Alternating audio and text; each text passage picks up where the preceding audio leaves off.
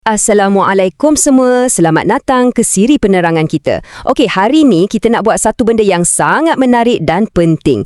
Kita akan bina satu gambaran keseluruhan atau overview yang padat tentang biografi seorang tokoh agung, perawi hadis yang sangat hebat iaitu Abdullah bin Umar. Fokus utama kita hari ni mudah je. Kita nak susun fakta-fakta ni ringkas-ringkas supaya ia senang sangat untuk anda ingat dan lekat terus dalam kepala. Jom kita mula. Supaya tak pening, kita bahagikan penerangan ni kepada 5 bahagian utama. Nombor 1, latar belakang dan kelahiran. Nombor 2, pengislaman awal. Nombor 3, perawi hadis terkemuka. Keempat, sumbangan ketenteraan. Dan yang kelima, kewafatan dan legasinya. Baik, kita terus masuk ke bahagian pertama, latar belakang dan kelahiran tokoh hebat kita ni. Mula-mula sekali, kita kena tahu siapa beliau sebenarnya kan? Mari kita sebut nasab mulia ni perlahan-lahan supaya terlekat dalam ingatan. Nama penuh beliau ialah Abdullah bin Umar bin Al-Khattab bin Nufail Al-Quraisy Al-Adi. Beliau ni anak kepada khalifah kedua yang hebat tu dan membawa darah keturunan Quraisy dari kabilah Bani Adi. Kabilah ni memang cukup terkenal dengan kehormatan dan keadilan dorang. Jadi timbul soalan, bila agaknya beliau ni lahir? Okey, ada 3 tarikh sahih untuk anda senang bayangkan garis masa sejarah Islam. Beliau dilahirkan dekat Kota Mekah lebih kurang 11 tahun sebelum hijrah. Kalau kita guna kalender Masihi, ia jatuh antara tahun 612 hingga 614 Masihi. Dan poin yang paling gempak untuk anda ingat, beliau lahir tepat 2 tahun selepas Rasulullah SAW diangkat menjadi rasul. Maknanya apa? Maksudnya, Abdullah bin Umar ni memang membesar betul-betul dalam era wahyu tengah aktif diturunkan. Okey, seterusnya kita gerak ke bahagian kedua, pengislaman awal. Yang ni memang sangat luar biasa. 4 tahun. Cuba anda bayangkan budak umur 4 tahun zaman sekarang tengah buat apa. Tapi pada usia seawal inilah, Abdullah bin Umar dah pun memeluk agama Islam bersama-sama dengan ayahanda tercinta. Beliau memang literally dibesarkan atas landasan tauhid sejak dari kecil lagi tau. Dan sebagai konteks sejarah, pengislaman waktu kanak-kanak ni berlaku tepat pada tahun ke-6 kebangkitan Rasulullah SAW. Waktu tu dekat Mekah, cabaran dan tentangan daripada kaum musyrikin tu memang bukan biasa-biasa. Sangat hebat. Tapi sejak detik tu, hidupnya terus diisi dengan cahaya Islam dan beliau tak pernah pun pandang ke belakang. Sekarang kita masuk bahagian ketiga, perawi hadis terkemuka. Fokus betul-betul sebab ini sumbangan intelektual beliau yang paling epik. 2,630. Saya ulang sekali lagi ya. 2,630. Ini bukan nombor sembrono je tau. Simpan nombor ni kuat-kuat dalam otak anda sekarang sebab inilah bukti tahap keilmuan beliau yang sungguh luar biasa.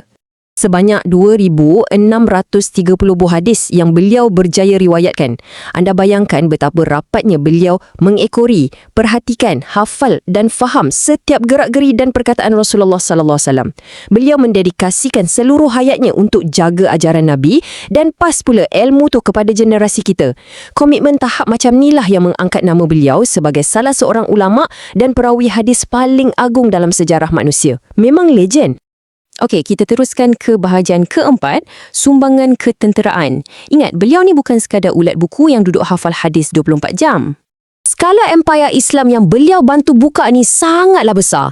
Tengok senarai ni, beliau terlibat secara langsung dalam pembukaan kota Syam, Iraq, Farsi, Mesir, benua Afrika sehinggalah ke pembukaan kota Mekah sendiri.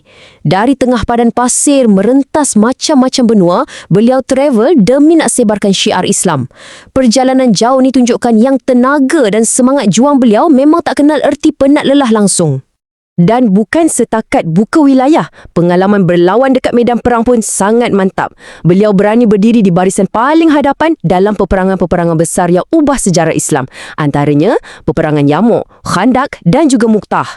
Kesanggupan mempertaruhkan nyawa ni buktikan satu benda. Beliau sangat seimbang, lembut masa meriwayat hadis tapi sangat berani dan tegas bila pegang senjata pertahankan agama. Akhir sekali, kita sampai ke bahagian kelima, kewafatan dan legasinya. Kalau kita tengok perbandingan usia kat sini, ia menceritakan sebuah perjalanan hidup yang sangat padat. Beliau mula berkhidmat untuk Islam masa umur 4 tahun kan? Dan pengabdian tu langsung tak putus sehinggalah beliau menghembuskan nafas terakhir pada usia 80 tahun. 8 dekad straight, 80 tahun dedikasi yang betul-betul tiada tandingan. catat fakta ni elok-elok ya. Abdullah bin Umar wafat pada tahun ke-73 Hijrah.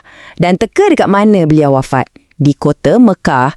Ya, kota suci yang sama di mana beliau dilahirkan dan memeluk Islam masa kecil tu. Kisah hidup beliau ni seolah-olah membentuk satu putaran yang sangat sempurna, kembali semula ke pangkuan tempat lahirnya yang penuh barakah.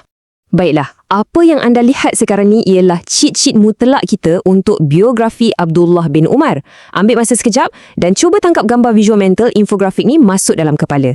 Semua titik penting bercantum kat sini. Dari kelahirannya, masuk Islam masa 4 tahun, 2,630 hadis, sumbangan dalam perang, sampailah beliau wafat di Mekah pada umur 80 tahun.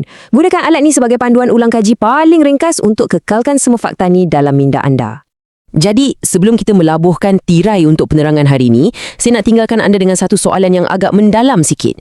Kalau Abdullah bin Umar sanggup serahkan seluruh nyawa, masa dan tenaga untuk hafal dan sampaikan 2,630 buah hadis demi kita semua, agaknya macam mana warisan ilmu beliau ni boleh bakar semangat dan jadi inspirasi untuk perjalanan menuntut ilmu anda pada hari ini. Fikir-fikirkanlah. Semoga aura dedikasi beliau tu sentiasa hidup dalam diri kita, terus fokus, terus gigih belajar dan kita jumpa lagi dalam penerangan yang seterusnya.